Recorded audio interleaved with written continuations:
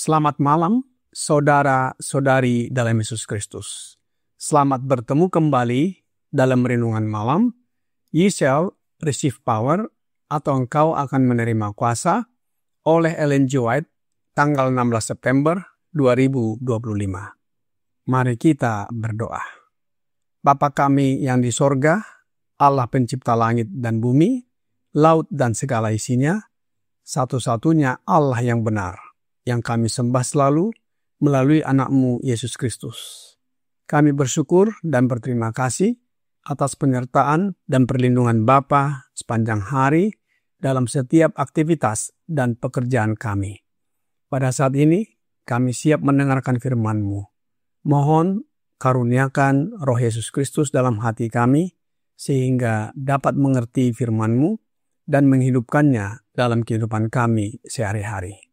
Besertalah dengan kami sepanjang malam ini, ya Bapa. Kami persembahkan doa ini di dalam nama Yesus yang adalah Tuhan dan Juru Selamat kami. Amin. Renungan malam ini akan dibacakan oleh Ibu Esther Batubara. Kepada Ibu Esther, kami persilahkan. Selamat malam, saudara-saudari dalam Tuhan. Bacaan kita malam tanggal 16 September 2025 berjudul Yosia dan Hulda. Pergilah, mintalah petunjuk Tuhan bagiku, bagi rakyat, dan bagi seluruh Yehuda tentang perkataan kitab yang ditemukan ini. Sebab hebat kehangatan murka Tuhan yang bernyala-nyala terhadap kita. Oleh karena nenek moyang kita tidak mendengarkan perkataan kitab ini dengan berbuat tepat seperti yang tertulis di dalamnya. 2 Raja-Raja 22 ayat 13. Yosia sejak awal masa mudanya telah berusaha memanfaatkan kedudukannya sebagai raja untuk meninggikan prinsip-prinsip hukum Allah yang kudus. Dan sekarang ketika Safan, ahli Taurat, sedang membacakan kepadanya dari kitab Taurat itu, raja menemukan dalam kitab ini suatu harta pengetahuan, sekutu yang kuat dalam pekerjaan reformasi yang sangat ingin ia lihat dikerjakan di negeri ini. Ia bertekad untuk berjalan dalam terang nasihat-nasihatnya dan juga berusaha sekuat tenaga untuk memperkenalkan umatnya kepada ajaran-ajarannya dan untuk memimpin mereka jika memungkinkan untuk memupuk rasa hormat dan cinta akan hukum surga. Tetapi, mungkinkah untuk mewujudkan reformasi yang dibutuhkan? Dari semua yang dapat ia pelajari dari pembacaan kitab di hadapannya, Israel hampir mencapai batas kesabaran ilahi. Segera Allah akan bangkit untuk menghukum mereka yang telah mencemarkan namanya. Murka Tuhan telah berkobar terhadap umat itu.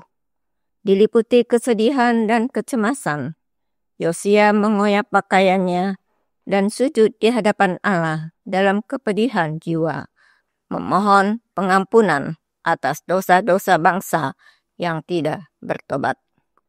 Pada waktu itu, Nabi Hulda tinggal di Yerusalem, dekat Bait Suci.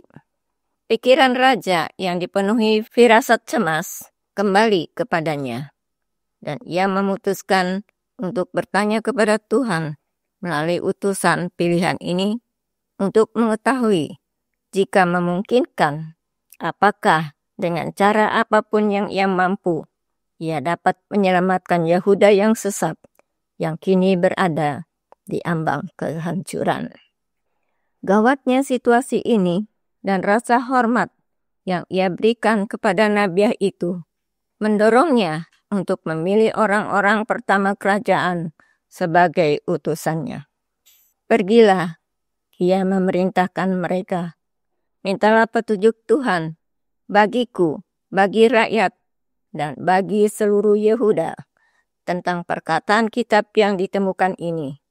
Sebab hebat kehangatan murka Tuhan yang bernyala-nyala terhadap kita, oleh karena nenek moyang kita tidak mendengarkan perkataan kitab ini dengan berbuat tepat seperti yang tertulis di dalamnya. Dikutip dari The Review and Herald, 22 Juli 1915. Demikianlah bacaan kita malam ini. Tuhan Yesus memberkati. Terima kasih atas penata layanan Ibu Esther. Tuhan Yesus memberkati. Saudara-saudari dalam Yesus Kristus, Yosia adalah anak Raja Yehuda bernama Amon yang berkuasa singkat selama 2 tahun dan melakukan yang jahat di mata Tuhan. Ia naik takhta menggantikan ayahnya pada usia muda 8 tahun di tengah kemerosotan moral dan pengaruh budaya asing, penyembahan berhala, dan ketidakadilan sosial. Pengaruh politik dan budaya asing seperti bangsa Asyur dan Babilonia sangat merusak kehidupan bangsa Yehuda. Sebagaimana tertulis di dalam 2 Raja-Raja 21 ayat 19 sampai 25. Dalam renungan malam ini dikatakan bahwa Raja Yosia sejak muda berusaha menegakkan hukum Allah. Ketika mendengar pembacaan kitab Taurat oleh Safan, seorang panitera kerajaan dan ahli Taurat, ia kemudian merespons dengan merobek pakaiannya. Raja Yosia menemukan kekuatan untuk memimpin reformasi di negerinya. Namun, Israel sudah hampir mencapai batas kesabaran Allah yang murka karena dosa mereka. Yosia pun bersedih, memohon ampun atas dosa bangsa itu. Lalu mengutus orang-orang kepada Nabiah Hulda untuk mencari petunjuk Tuhan, berharap dapat menyelamatkan Yehuda dari kehancuran akibat dosa nenek moyang mereka yang mengabaikan hukum Allah. Apa yang dikatakan oleh Nabiah Hulda kepada Raja Yosia? Alkitab berkata di dalam 2 Raja-Raja 22 ayat 19 dan 20. Oleh karena engkau sudah menyesal dan engkau merendahkan diri di hadapan Tuhan pada waktu engkau mendengar hukuman yang kufirmankan terhadap tempat ini dan terhadap penduduknya, bahwa mereka akan mendahsyatkan dan menjadi kutuk. Dan oleh karena engkau mengoyakkan pakaianmu dan menangis di hadapanku, aku pun telah mendengarnya.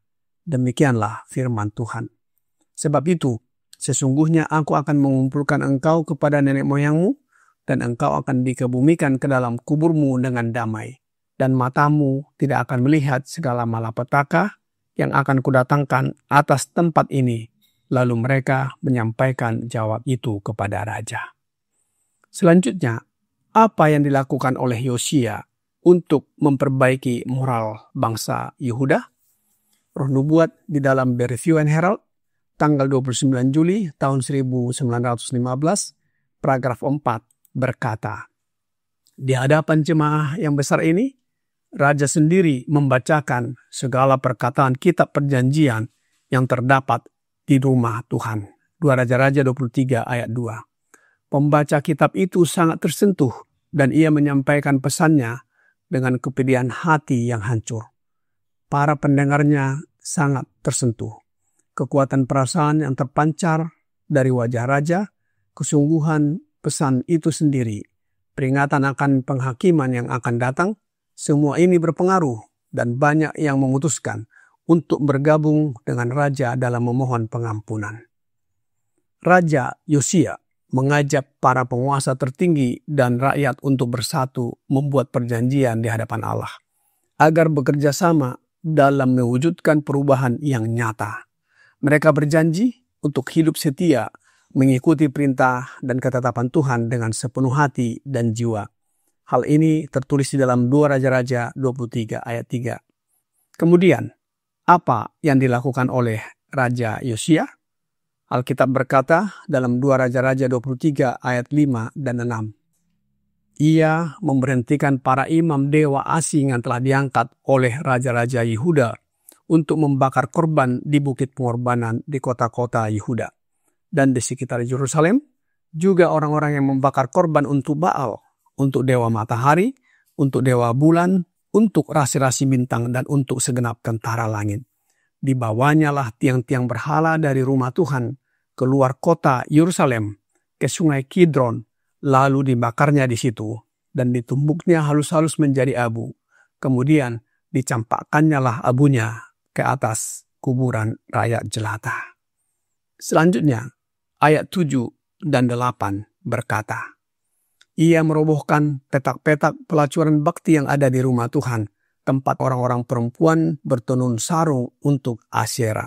Disuruhnyalah datang semua imam dari kota-kota Yehuda, lalu ia menajiskan bukit-bukit pengorbanan, tempat para imam itu membakar korban dari Geba sampai Berseba.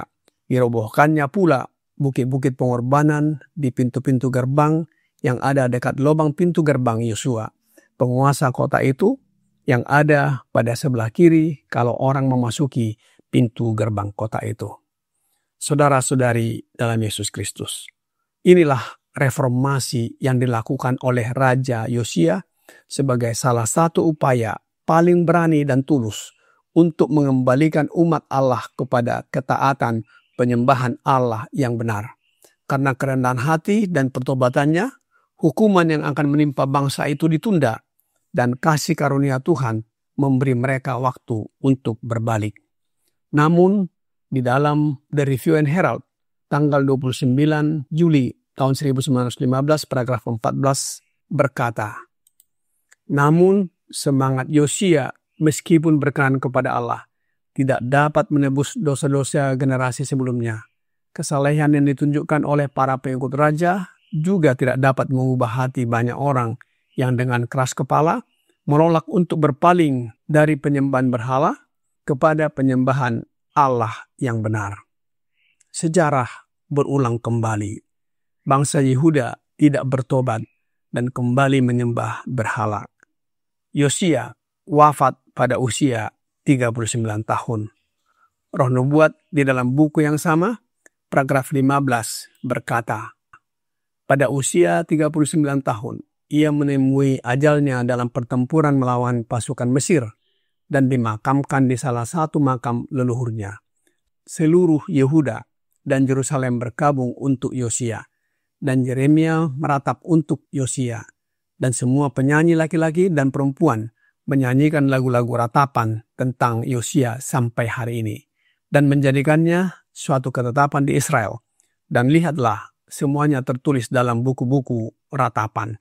2 Tawarikh 35 ayat 24 sampai 27. Saudara-saudari dalam Yesus Kristus, Yosia dikenang oleh bangsa Yehuda dengan lagu-lagu ratapan, sebagaimana dituliskan di dalam 2 Raja-Raja 23 ayat 25 sampai 26. Sebelum dia, tidak ada raja seperti dia yang berbalik kepada Tuhan dengan segenap hatinya, dengan segenap jiwanya, dan dengan segenap kekuatannya, sesuai dengan segala Taurat Musa. Dan sesudah dia, tidak ada bangkit lagi yang seperti dia. Tetapi Tuhan tidak beralih dari murkanya yang sangat bernyala-nyala itu, yang telah bangkit terhadap Yehuda, oleh karena segala sakit hatinya yang ditimbulkan Manasye. Waktunya semakin dekat ketika Yerusalem akan dihancurkan sepenuhnya dan penduduk negeri itu ditawan ke Babel. Saudara-saudari dalam Yesus Kristus, pelajaran penting bagi kita dari kisah Raja Yosia ini adalah Tuhan penuh kasih dan pengampunan bagi siapa saja yang sungguh-sungguh bertobat dan merendahkan hati. Reformasi dan perubahan hidup sejati dimulai dari pengakuan dosa dan ketaatan pada firman Tuhan. Penundaan hukuman adalah kesempatan emas yang harus kita gunakan untuk memperbaiki diri dan hidup sesuai dengan kehendak-Nya. Karenanya, Rasul Petrus berkata di dalam 2 Petrus 3 ayat 15, "Anggaplah kesabaran Tuhan kita sebagai kesempatan bagimu untuk beroleh selamat. Seperti juga Paulus, saudara kita yang kekasih, telah menulis kepadamu menurut hikmat yang dikaruniakan kepadanya." Kiranya renungan malam ini membawa pembaharuan bagi kita. Tuhan Yesus memberkati. Mari kita berdoa. Bapa kami yang di sorga, kami bersyukur dan berterima kasih atas firman yang sudah kami dengarkan malam ini. Ajarlah kami untuk selalu memiliki kerendahan hati dan mau bertobat saat kami menyadari dosa dan pelanggaran kami. Oleh sebab itu ya Bapa, mohon karuniakan Roh Yesus Kristus dalam hidup kami, agar tabiat kami diubahkan menjadi sama dengan tabiat Yesus, dan siap untuk menantikan kedatangan Yesus yang kedua kali. Banyak dosa dan pelanggaran yang kami lakukan ya Bapa. Ampunilah kami. Kami persembahkan doa ini hanya melalui anak-Mu, Yesus Kristus yang adalah Tuhan dan Juru Selamat kami. Amin.